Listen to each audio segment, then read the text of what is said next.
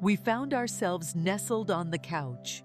The dim lights cast a soft glow, with only the flickering television illuminating the living room in a gentle shade of blue. His thigh grazed mine every few seconds, as if he were unaware of the contact. Yet I observed.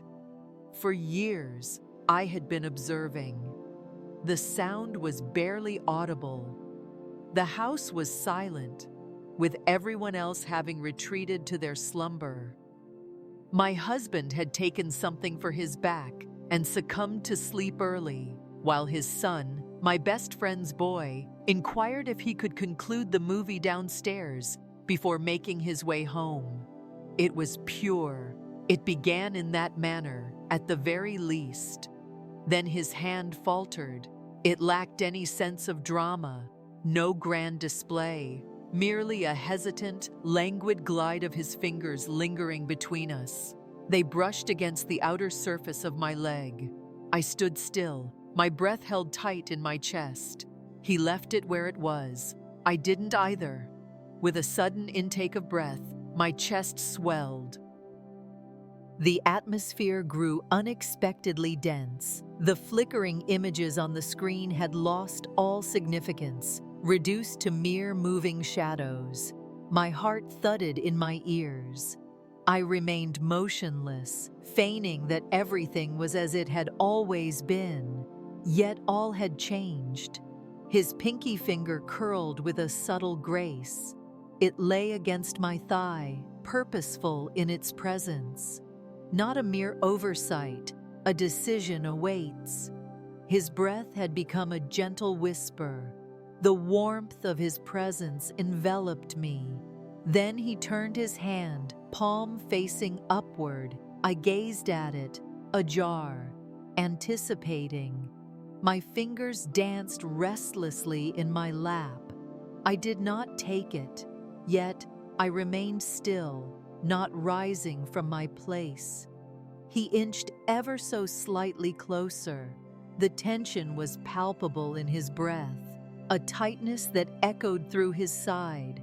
His voice was a whisper, almost lost in the air. "Are you all right?" he murmured softly.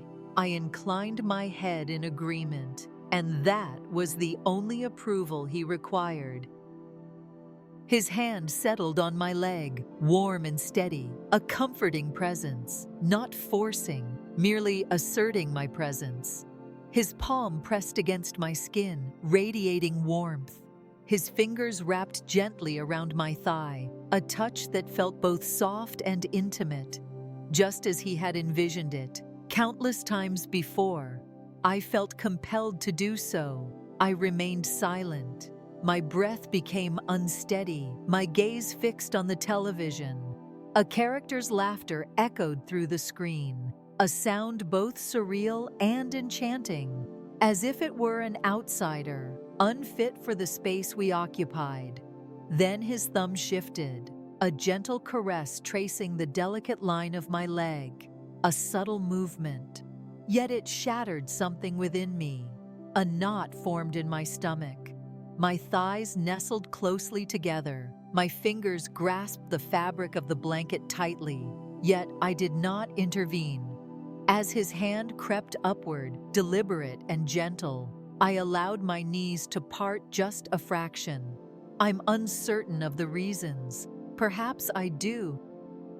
Loneliness had settled in my heart. For an extended period, it had been years since I truly felt desired, truly wanted. My husband had become distant, lost in his own thoughts.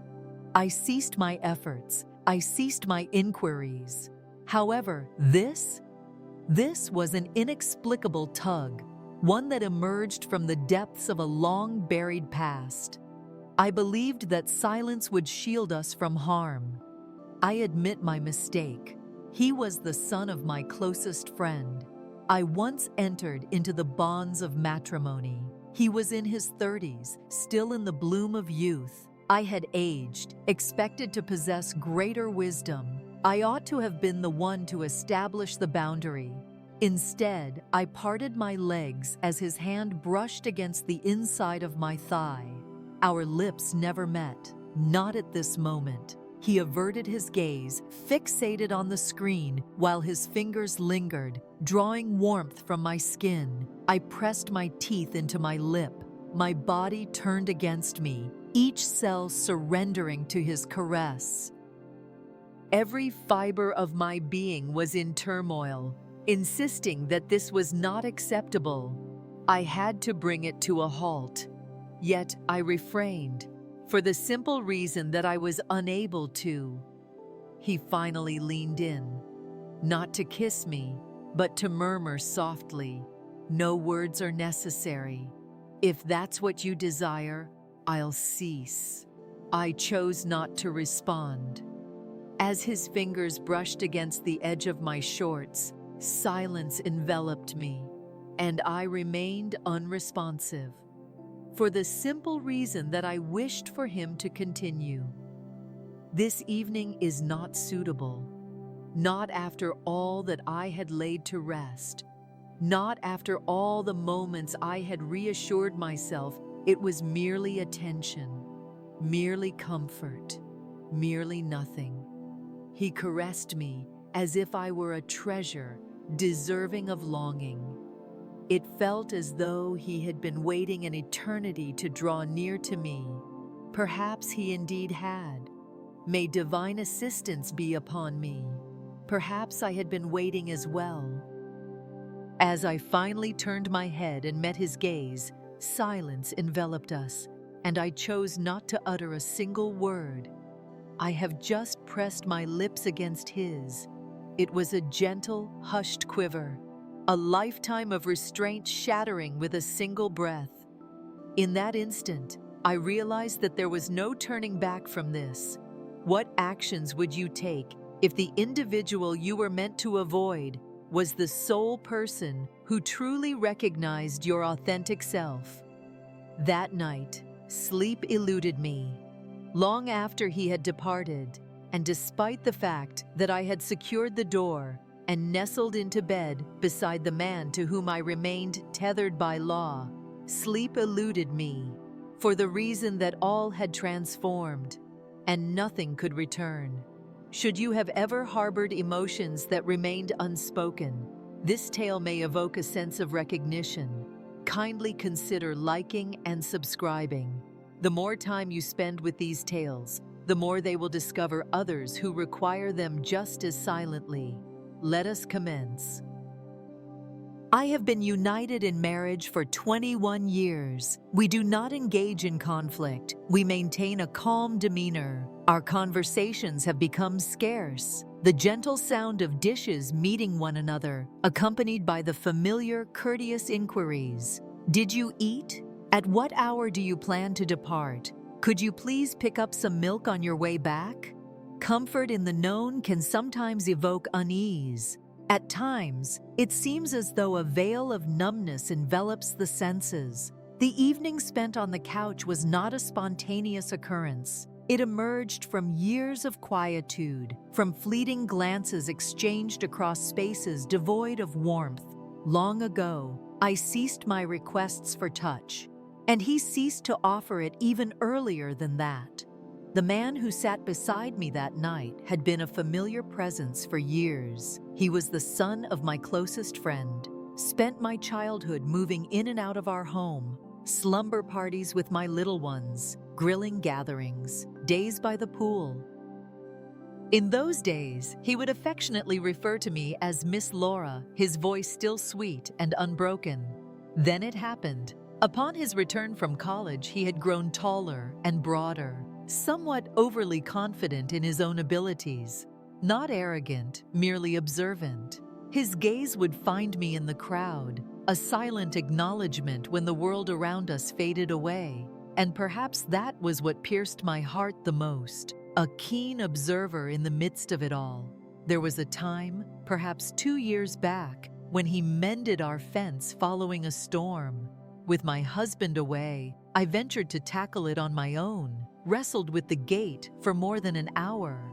As he rounded the corner, his gaze fell upon me, drenched in sweat amidst the blades of grass, and he gently relieved me of the tools I held. uttered not a word. I have just resolved the issue. Yet, the moment his hand grazed mine, firm and unwavering, lingered in my mind far longer than it ought to have. I convinced myself it was merely gratitude. I was projecting. I found myself weary. Yet, that was not the sole occasion. He took his time as he spoke to me. He always inquired about my well-being, not casually, but with a sincerity that suggested he truly cared, as if he could sense the fractures I kept hidden. On one occasion, amidst the celebration of his mother's birthday, he found me solitary in the kitchen, carefully placing cake plates into the dishwasher. He rested against the counter, arms crossed, simply observing me. "Your eyes seem weary," he remarked. A chuckle escaped my lips, attempted to craft a jest. "In your 40s, you'll truly understand the essence of fatigue." Yet, he offered no laughter in return. I believe I would still be able to identify that particular kind of exhaustion, he remarked. Even so, I ought to have turned and left. Instead, I remained rooted to the spot. As the rinse water continues to flow, I feel a tightness in my chest and the dampness clings to my hands. I remained silent. It was the inaugural moment I sensed the change. He had outgrown his childhood, and I was not unseen by him. The weight of that realization filled me with dread, yet it ignited a spark within me that had long lain dormant. It transcends mere desire, reaching beyond the surface, existence, a person truly perceiving my existence. He began to linger longer during his visits. He mentioned that he appreciated the tranquility of our home. My husband enjoyed the presence of another man, a person to assist with the yard, relocating the heavier items. I refrained from voicing any grievances. I feigned indifference as I caught sight of him at the breakfast table, shirtless and casually sipping his coffee, though a flutter of anxiety stirred within me. I reassured myself that all was well, for nothing had transpired, until it finally came to pass. Yet, even prior to that evening on the couch, a fracture had begun to form within me. Minor cracks, intimate sorrows. I would lie in bed beside my husband, enveloped in a sensation akin to that of a specter, as if it lingers in the air, a remnant of what once was, yet still holding on. I would observe my own hands as they aged, pondering the moment they ceased to be caressed for joy and instead became tools of necessity. As I gazed into the mirror, the reflection that stared back was devoid of desire. It was merely a vessel of function. He unearthed a piece of my past that I had long forgotten. It is not love, not a realm of imagination, simply existence. The exquisite, perilous pain of craving attention. And the more I resisted it, the deeper it dug into my being. He would sit beside me as if we were kin. Now he rests beside me, a force as undeniable as gravity. It seems I have always sensed that something was on the horizon, not what one might expect. Not at this moment. Yet there exists something. And a part of me, the part I hesitate to acknowledge, still yearned for it. Little did I anticipate its arrival on that serene night, the television casting a soft glow while his hand lay on my thigh as if it were meant to be there all along. A certain silence lingers, one that fails to occupy the space around it. It constricts it. Each moment we spent alone together after that night in the kitchen carried that same weight of unspoken tension. We remained silent about the unspoken truths that lingered between us. Yet, we were acutely aware of how our movements had shifted, adopting a slower, more deliberate pace, or perhaps overly cautious. He began to lend a hand more frequently with the household tasks, small details, fetching groceries during his overnight visit, repairing the damaged drawer in the laundry room, replacing the bulb in the porch light unprompted. Initially, I convinced myself that he was merely being courteous and helpful, that this was simply his nature. Yet there arrived instances that proved unhelpful, simply near. The night stretched on as I lingered in the quiet, folding laundry under the dim light. The house lay silent, with everyone else having retreated to their slumber. He entered silently, his bare feet whispering against the floor, a shirt draping casually from one shoulder. "You're perpetually engaged in some activity," he remarked. I chuckled softly. "Such is the essence of adulthood." He rested against the dryer. "Have you ever paused?" I didn't respond, due to my lack of knowledge on the matter. That moment lingers in my mind with an almost absurd clarity. The unchanging drone of the dryer, the fragrance of freshly laundered cotton, the dim yellow glow emanating from the solitary bulb above, and the manner in which his gaze remained fixed upon me. The atmosphere shifted around me. He refrained from making contact with me, yet his presence bore down on a structure I had not recognized was crumbling beneath the surface. It was not always so clear.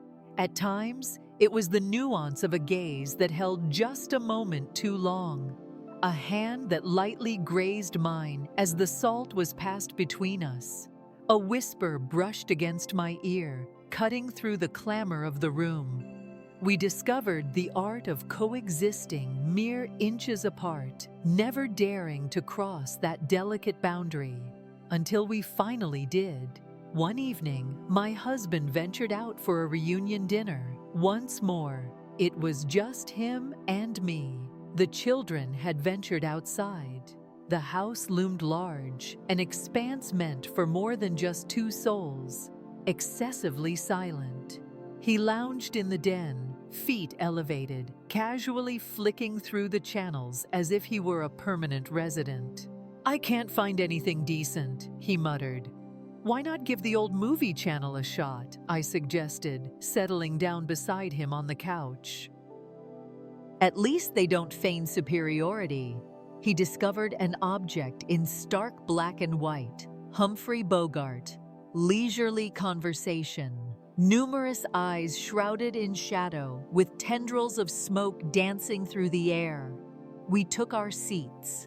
Within the hush of quietude, the sort that hummed just beneath your ribs, the warmth of his presence enveloped me. Not unsuitable, simply, here it is. Our knees brushed against each other, neither a product of intention nor a mere coincidence. I remained still. In that moment, I sensed it, his hand softly brushing against my thigh. A subtle transformation, not assertive, calm and composed, simply there. I fixed my gaze on the screen, yet within me, a tumult of emotions surged. He refrained from advancing it any further. He simply abandoned it there, poised, anticipating my flinch, to endure, to withdraw, to embark on an endeavor. Yet I refrained, not for mere moments. The television cast a shimmering glow upon the walls. In the distance, a dog barked, its voice echoing through the quiet air. Within, the only sound that reached my ears was the gradual slowing of my own breath, more superficial. "I ought to make a move," I murmured softly. His voice emerged as a mere whisper. "Are you inclined to?" I chose to remain silent. I ought to have taken a stand. I ought to have turned and left. I ought to have brushed it aside with a chuckle, reprimanded him, expressed a thought on boundaries, questioned your mindset, or simply suggested silence. Yet, I refrained. I allowed the silence to linger, extending its reach. His thumb traced delicate rhythmic circles across the fabric of my jeans, soft, as though he were etching my essence into the very threads of his being. With deliberate slowness, I shifted my gaze toward him. His eyes lacked any hint of mischief. They lingered in uncertainty, apprehension, and an elusive something that defied my ability to name it. It reflected all the emotions I had been reluctant to acknowledge for months. "I ought not to," I murmured. He remarked that you haven't done so yet. I loathed the fact that it was logical, and I loathed that I failed to intervene. It began without the soft brush of lips. It began with a breath caught in my throat. His presence was so near that I could sense it brushing against my cheek as we lingered there, feigning interest in an old film that had long since lost our attention. The room was shrouded in dimness, illuminated solely by the flickering glow of the television and the soft amber light seeping in from the hallway nightlight. The remainder of the house lay in slumber or stood desolate. It had slipped from my mind, lost to the passage of time. Everything felt muted, as if the moment had submerged beneath the depths of reality. I shifted my gaze in his direction, gradually. My heart thudded with a weighty rhythm. His hand lingered on my thigh, thumb gliding along the seam of my jeans, as if he were unaware of the gesture altogether. Yet he did. We each did. I might have uttered a sound, cleared my throat, or even laughed it off, called his name in a piercing maternal voice to jolt us back to reality. Instead, I murmured, "I've contemplated this." His eyes remained unfazed. He maintained an air of nonchalance, merely inclined the head. "Same here." Then, the kiss arrived, silent, intimate, uncertain. His lips brushed against mine, soft and quivering. It felt as though we were not escaping anything at all. It was as if a barrier had shattered, releasing a flood of possibilities. I cannot recall the moment I reclined, yet there I was, resting against the soft cushions. The blanket remained neatly folded beside me. My hand rested against the nape of his neck as he leaned over me. The fabric of my t-shirt gathered uncomfortably beneath my ribs. His body was not heavy, merely near. Solid, genuine. Though time seemed abundant, an undeniable sense of urgency permeated the air. His hand glided under the edge of my shirt. His skin radiated warmth, almost excessively so. I inhaled sharply before I could rein it in, and he hesitated.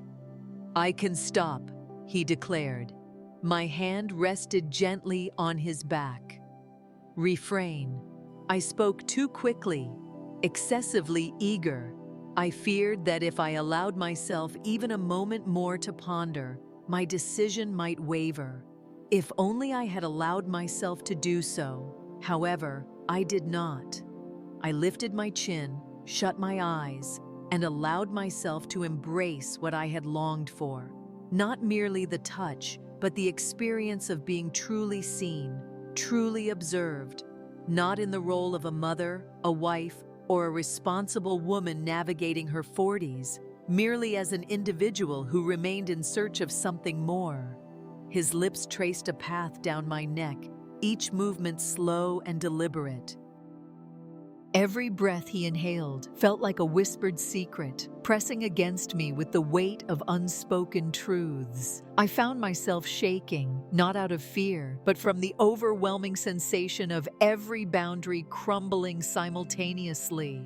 The couch groaned softly under his movement. My jeans hung loosely, halfway undone, while my shirt was carelessly tugged to the side. All sensations seemed laid bare, yet there was a comforting security in the contradiction of desire and misalignment. I held on to him as if he could vanish at any moment, or perhaps I could. It lacked refinement, it was unchoreographed, and it wasn't an event we had meticulously planned or rehearsed in our thoughts repeatedly. It was awkward in the truest sense, as if two souls were stirring within their own vessels after a long-forgotten slumber. A noise echoed from the hallway, a soft creak, perhaps a pipe settling into place. We stood still, our breaths caught in our throats. He withdrew just a bit. Our foreheads met, a gentle collision of warmth and intimacy. The perspiration glistened at his temple. "We're not supposed to be doing this," he murmured, his voice barely rising above a whisper. "I am aware." Neither of us stirred. In that moment, I leaned in closer, reconnecting our lips, for the hourglass had already run its course. We had already taken that leap into the unknown. There was no returning to what once was. After we lay there, entwined and partially clothed in silence, the credits on the screen unfurled in quietude. We were oblivious to the film that had unfolded before us. I gazed at him, still sprawled beside me on the couch, his shirt askew, hair tousled, and lips a deep shade of red, swollen from our kisses. "What unfolds next?" I inquired. He remained silent, for we were both aware that nothing unfolds in this moment. Nothing of value. Nothing is ordinary. Only guilt and memory lingered, accompanied by the subtle unraveling that would commence the moment the morning light graced our faces. As dawn broke, the couch remained unchanged, its familiar form untouched by the passage of time. The cushions remain unchanged, the blanket still neatly folded, and the familiar soft indentation where I always settled into place endures. One could hardly fathom the events that transpired in that place. Only if you cast your gaze upon me. I lingered in the kitchen, a coffee cup in hand, untouched and forgotten. My hands remained steady, yet my heart raced with uncertainty. His breath lingered on my collarbone, a ghostly reminder of his presence. The gentle weight of his presence, not overwhelming, but just enough to remind me that I was cherished, that someone had held me as if I truly mattered. The sound of the bathroom door creaked softly, echoing down the hallway, the door belonging to him. A constriction gripped my chest. I kept my gaze fixed, avoiding his presence as he strolled by. Yet I sensed it, that moment of tension where we both feigned ignorance of what had transpired, akin to a wound concealed beneath fabric, still raw, still throbbing. He filled a glass with water. Silence enveloped us. I had a thought to express everything.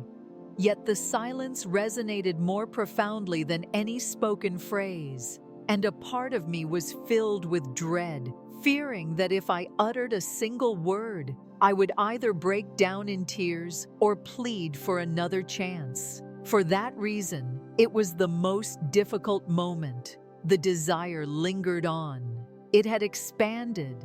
That night left an unfulfilled longing. It stirred to life. Each time I walked by, my gaze inevitably drifted toward the hallway. The living room became a space I began to shun after dusk. I secured my door for the night, not out of fear of his intrusion, but rather from the worry that I might willingly invite him in. He made no effort. He maintained his distance, respectful. Proceed with caution, as per usual. Yet, a transformation flickered within his gaze, a matter that demanded my attention. A subtle warmth, tempered with reverence, yet still smoldering beneath the surface. Several days later, our paths intertwined in the laundry room. As he extended his hand to seize the basket, his fingers lightly grazed against mine. We stood still, caught in the moment. I whispered his name gently, only a single time. He cast his gaze in my direction, truly observed. "I can't stop thinking about it," he confessed. I remained unblinking. "I feel the same way." He took a step back. "However, we ought not to. I am aware." We found ourselves in that tiny, confined space, enveloped by towels and the gentle drone of the dryer. The aroma of fabric softener lingered in the atmosphere. It was the most unremarkable corner of the house, yet in an instant, it transformed into a confessional booth. I averted my gaze before he could catch sight of the tears welling in my eyes. I believed I could simply feign, return to the way things were. "Are you able to?" "Negative." I lingered in anticipation, hoping he would elaborate further. He did not. The dryer emitted a series of beeps. I seized a towel, seeking a purpose for my restless hands. As he crossed the threshold, I murmured softly, my gaze fixed elsewhere. We acted with caution. For an extended period, we exercised an abundance of caution, and at this moment, it feels overwhelming. He lingered in the threshold, yet he never returned. As I settled onto the porch steps that evening, a wine glass cradled in my hand, I observed the sun slipping away, its light dimming behind the silhouettes of the trees.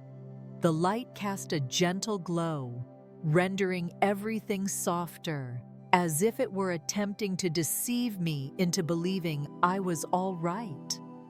The door let out a haunting creak as it opened behind me. I did not turn. I recognized the sound of his footsteps, now more measured than the lighter tread of my husband. Exercise caution. He perched at the far end of the steps, far from it, just a short distance away, just enough to create an electric tension in the air, filled with the unspoken words lingering between us.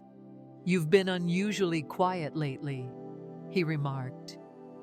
Contemplation has occupied my mind. He inclined his head in acknowledgement. "Same here." The cicadas hummed their relentless song. A vehicle glided past. A neighbor along the street tended to their lawn with a gentle spray of water.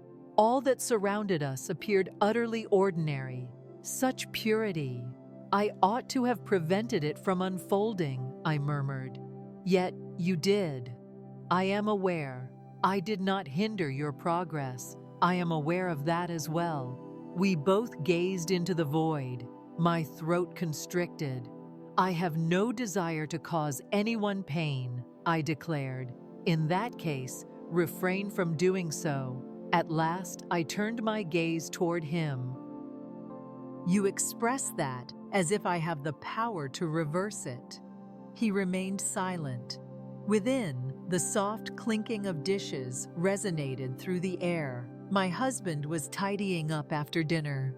I refrained from mentioning my lack of hunger, merely shifting the food around on my plate until his inquiries ceased. For months, perhaps even years, his gaze had shifted away from me, never to return in the same way. I once believed that this was a burden I was destined to bear.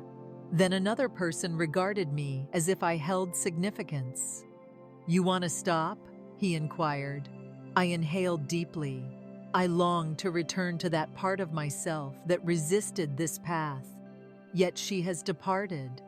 He leaned forward, resting his elbows on his knees. "I'm uncertain about how to navigate my presence around you at this moment. In that case, refrain from being." The words slipped from my lips before I had the chance to catch them. They resonated with a sense of finality. Yet, I found myself questioning whether I truly intended to say farewell.